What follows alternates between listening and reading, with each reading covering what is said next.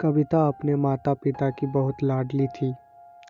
3 बड़े भाइयों की बहन थी। कोई भी चीज़ मांगने पर उसी वक्त सामने हाजिर हो जाती। पूरे घर में रौब था उसका। पूरे परिवार और नौकरों पर राजकुमारी की तरह हुक्म चलाती थी कविता। स्कूल में भी पूरा रौब था उसका। बड़े घर की लाडली जो थी वो ऐसे ही उसने कॉलेज में दाखिला लिया। उसकी ठाट बाट, बड़ी गाड़ी में आना जाना, हर दिन नया फैशन देखकर हर कोई उससे दोस्ती करना चाहता था।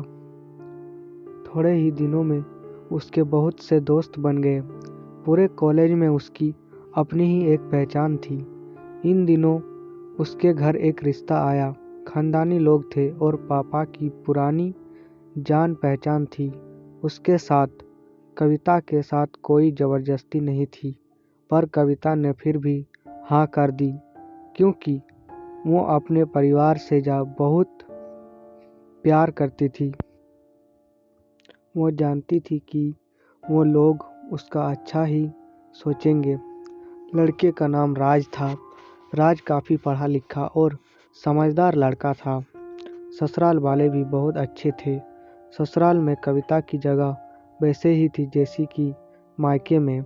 कोई भी कार्य कविता की सलाह के बिना नहीं होता था। सबकी लाडली बहू बन गई थी वो। फिर उसके घर एक बेटे का जन्म हुआ। राहुल कविता को जान से प्यारा था। पोता पाकर ससुराल वाले तो फूले नहीं समाते थे। कविता कभी कभी सोचती कि उसकी किस्मत कितनी अच्छी है। उसका हर अपना उससे कितना प्यार करता है। चाहे जीवन में कैसा भी समय आए, मेरे अपने हमेशा मेरे साथ हैं। मैं कभी अकेली नहीं हो सकती। कितनी खुशकिस्मत हूँ मैं। प्यार शायद कविता की खुशियों को उसकी अपनी ही नज़र लग गई थी। एक दिन वो मायके जाने की जिद कर बैठी। राज को बहुत काम था, लेकिन वो फिर भी उसे ले गया। रास्ते में उनकी गाड़ी अन्य गाड़ी से टकरा गई। कविता, राज और राहुल बहुत बुरी तरह से जख्मी हो गए। काफ़ी दिनों के इलाज के बाद राज और राहुल तो ठीक हो गए, लेकिन कविता पूरी तरह ठीक ना हो सकी। सर पर चोट लगने के कारण वो अपनी आंखों की रोशनी खो बैठी।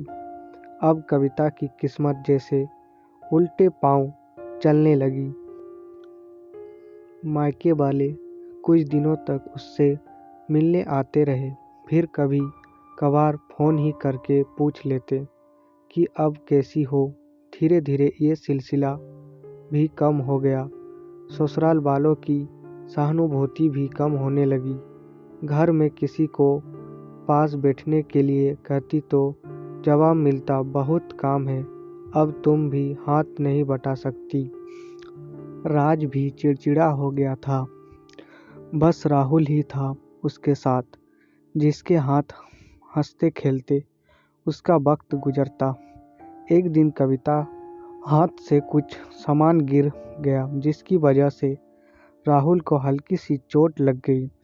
कविता के सास ससुर ने राहुल को उसमें अलग कर दिया कि कहीं उसके ना देखने की वजह से बच्चे का कोई नुकसान ना हो जाए। कविता अंदर से टूट चुकी थी। एक दिन उसने सबके सामने मायके जाने की इच्छा रखी तो राज उससे तुरंत मायके छोड़ आया, जैसे कि वो भी यही चाहता था। लेकिन राहुल को उसके साथ नहीं भेजा गया। कविता कभी राहुल से दूर नहीं रही थी, पर अपनी कमी के कारण उसने ज़्यादा बहस नहीं किया। कविता को लगा कि वो 3-4 दिन वहाँ रहेगी तो थोड़ा हवा पानी बदल जाएगा, क्योंकि वहाँ कितने दिनों से कहीं भी बाहर नहीं गई थी। घर वाले भी इतने दिनों बाद उसे देखकर कितने खुश होंगे। कविता के घर पहुँचने पर सब लोग बहुत खुश हुए।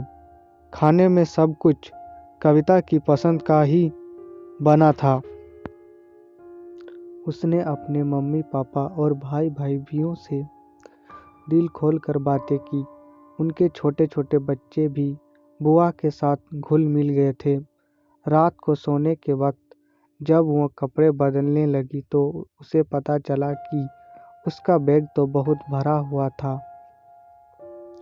वो सब समझ गई। वो बहुत उदास हो गई। कुछ दिनों तक सब ठीक रहा, फिर जैसे सब बदलने लगा, सबका व्यवहार बदल रहा था। वो लोग जैसे थक चुके थे। उससे सब लोग घुमा फिरा कर पूछे कि राज कब आ रहा है, उसे ले जाने। वो बहाना बना देती, जबकि वो जानती थी कि उस घर में अब उसके लिए कोई जगह नहीं। कविता से चलते वक्त कुछ न कुछ नुकसान हो जाता। थोड़ी बहुत टोका टोकी उसे सुनाई देती, वो टाल देती। एक दिन उसके हाथ से लगकर एक कीमती फूलदान टूट गया। छोटी भाभी ने बहुत हंगामा मचाया। कविता के माता पिता रोज रोज के झमेलों से तंग आ गए थे। उन्होंने राज को खुद से फ़ोन कर दिया। राज कविता को अपने घर ले गया। कविता को अपने परिवार वालों से ये उम्मीद ना थी। जिस कविता के कहे बिना घर में एक पत्ता भी नहीं हिलता था, उस घर के लिए वो अब बोझ बन चुकी थी। राज के साथ ससुराल आते वक्त वो बहुत खुश थी, क्योंकि वो अपने घर जा रही थी, अपने जिगर के टुकड़े राहुल के पास। परंतु यह खुशी भी कुछ पल की ही थी। सारा बंदोबस्त पहले ही किया हुआ था। कविता को सीधे ऊपर वाले कमरे में पहुंचा दिया गया। राहुल से दूर रहने की सख्त चेतावनी दी गई। एक कामवाली लता को उसकी जिम्मेदारी सौंपी गई, जो उसके खाने पहनने जैसी ज़रूरतों को ध्यान रखती। कविता ज़्यादातर चुप ही रहती। कभी कभी कामवाली लता से थोड़ा बतिया लेती। उसके जरिए राहुल का पता चल जाता। सबकी लाडली बेटी और बहू सबके लिए लाडली से बोझ बन चुकी थी।